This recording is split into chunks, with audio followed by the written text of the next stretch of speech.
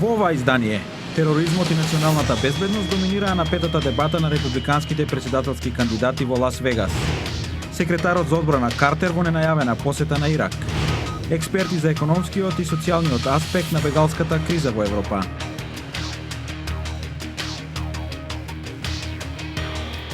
Добро вечер. Го гледате ТВ журналот Newsflash на гласот на Америка на македонски. Јас сум Гоце Јаневски. Републиканските кандидати кои се борат за номинацијата за председателската трка во САД синоќа се појавија во најнова дебата. Еве ги најновите реакции. Домакинот на дебатата CNN го ограничи учеството врз основа на анкетите, но сепак на настанот учествуваат 9 кандидати. Историчарката Кетлин Хол Джеймисон вели дека Буш имал подобри перформанси од претходните 4 републикански дебати. За време на дебатата имаше повеќе случаи кога кандидатите се прекинуваа едни со други. Републиканците ќе расправаат повторно на 14 јануари, помалку од 3 недели пред првиот тест на прелиминарните избори во Ајова. Повеќе од прилогот по вестите.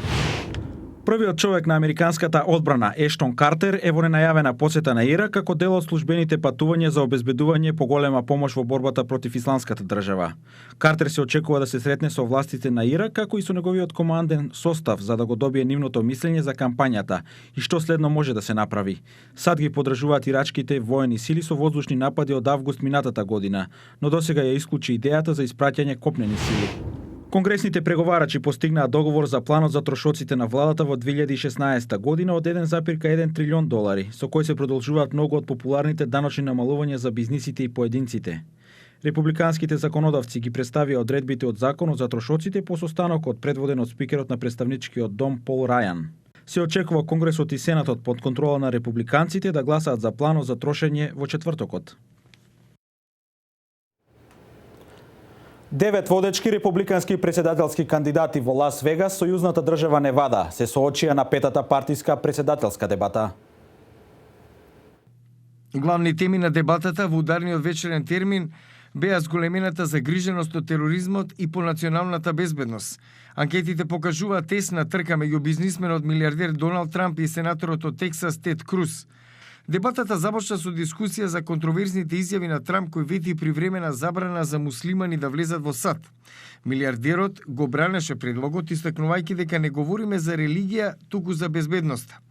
Трамп рече дека неговиот предлог отвара голема дискусија за радикалниот исламски тероризам и повлече дека има поддршката од многу американци. Поранешниот гувернер од Флорида Дж. Буш, кој досега имаше неколку јавни изрази на жестоко несогласување со Трамп, рече дека неговиот предлог е нереален и дека негативно ќе се одрази врз војната на САД против организацијата Исламска држава. Трамп е на врвот по довербата меѓу републиканските гласачи според последната анкета на Wall Street Journal и NBC News. Трамп води со 27%, ведна зад него е Круз со 22%, Марко Рубио трете со 15%, Бен Карсон е на четврто место со 11%. На главната сцена на дебатата спонсорирана од CNN, место обезбедија Доналд Трамп, Тед Круз, Бен Карсон, Марко Рубио, Џон Кесич, поранешната бизнисменка Карли Фиорина и сенаторот од Кентаки Ранд Пол. Претходно порано во вечерниот ударен термин на истото место дебатираа четворица председателски кандидати кои што не обезбедија место на главната сцена поради недоволно обезбеден процент на неопходни гласови на национално ниво. По синокешната дебата, прилог за Доналд Трамп, кој продолжува да води помеѓу републиканските кандидати со кампања која се темели на остар говор и контраверзни понуди. За гласот на Америка, Мајко Саливан разговараше во Лас Вегас со неговите поддржувачи, да дознае што е тоа, што ним им се допаѓа кај овој кандидат. Доналд Трамп со остри зборови им се обрати на сите политичари за кариера и оние кои што дојдоа да го слушнат вела дека неговото искуство во бизнисот е она што му е потребно на Вашингтон. Поголемо или подобро и посилно. Запомнете, поголемо и подобро и посилно. Познавам многу луѓе кои станаа без работа, познавам многу луѓе кои станаа бездомници. Мислам дека тој може да помогне за невработеноста. Неговите поддржувачи велат дека политичарите се неспособни за тоа. Иако се образовани на Харвард, Јел, глупави се, бидејќи губат работни места од Кина, никој не се бори за нас. Критичарите го изложија на подсмев за неговиот предлог за забрана за имигрирање на муслимани во земјата, нарекувајќи го антиамериканец. Но меѓу поддржувачите на Трамп овој предлог е популарен. Мислам дека тој гласно зборува за проблеми кои другите луѓе би сакале да ги избегнат, како проблемот со имиграцијата и посебно проблемот со зголемување на приливот на сириските мигранти предизвикани од војната во Сирија, додека нашиот систем за контрола не функционира.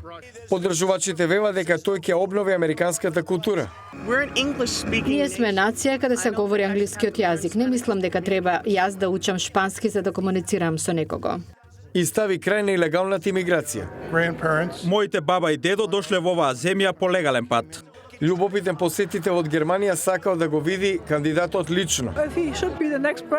Дали тој треба да биде следниот председател, јас не знам дали тоа ќе се случи или не. Јас сум тука бидејќи сакав лично да го слушнам.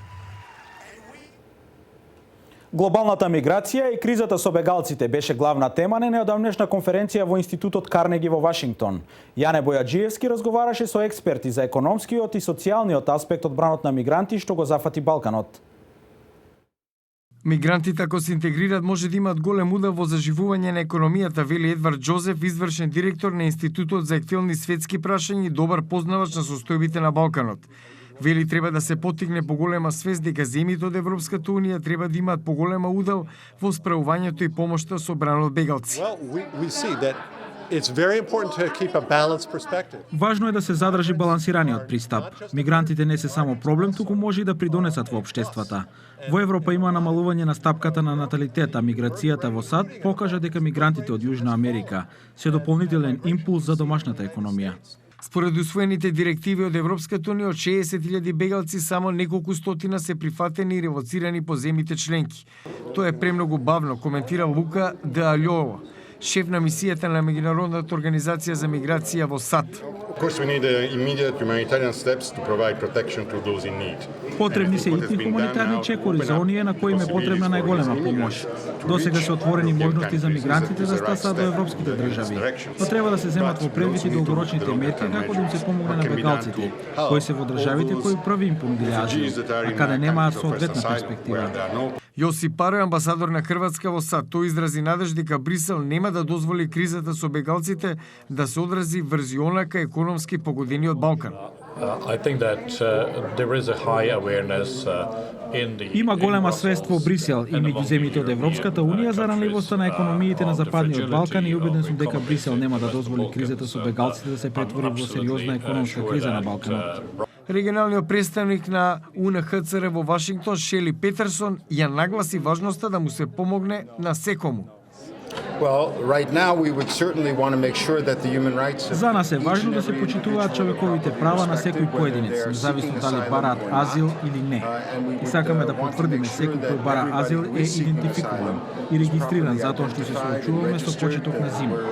Трагично е што има деца кои во зима немаат облека, тоа треба да го спречиме. Меѓународните хуманитарни организации од Вашингтон пратија порака дека работат со забрзано темпо на прилагодување и адаптирање на постојаните прифатилишта за бранот мигранти и бегалци на Балканот. Јане Бојаджиевски, Глас на Америка на Македонски и Вашингтон. На преминот од една година во друга, кога го подзапираме темпото да си посакаме убави желби и кога стануваме посвесни за релациите важни во нашите животи, сакаме уште еднаш да ви кажеме колку ни значи вашата поддршка, со мал знак на внимание. Календарот на Гласот на Америка. Ќе го добиете директно на вашата адреса, ако поидете на нашата интернет страница glasnaamerika.com. Од сите нас, срекни празници! Го гледавте Ньюсфлеш на Гласот на Америка на Македонски. Јас сум Гоце Јаневски од студиото во Вашингтон. Емисијава и повеќе информации може да најдете на нашата интернет страница glasnaamerika.com. Пријатна вечер. До гледање до утре.